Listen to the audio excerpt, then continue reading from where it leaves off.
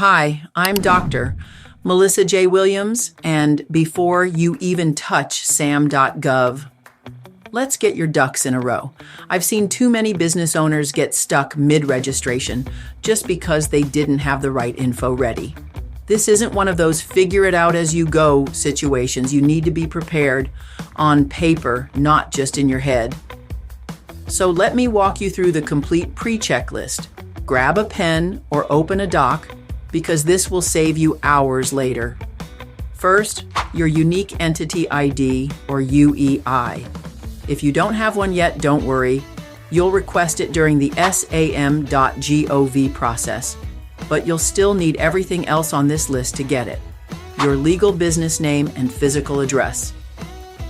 This must match IRS records exactly.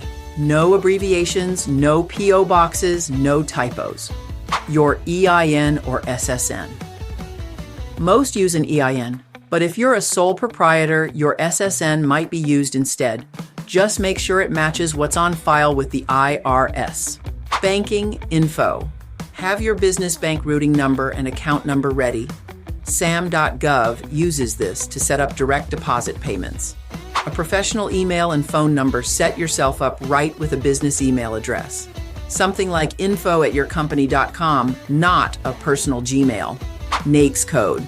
This is how the government classifies your business. I'll show you how to find the right code in an upcoming video.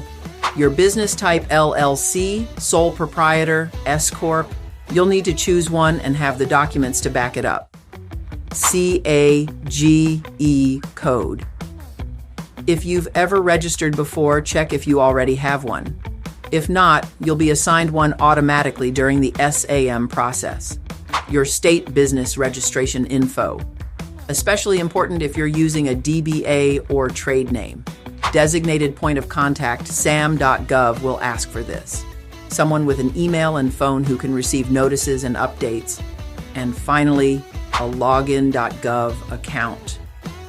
This is your secure sign-in method for SAM.gov.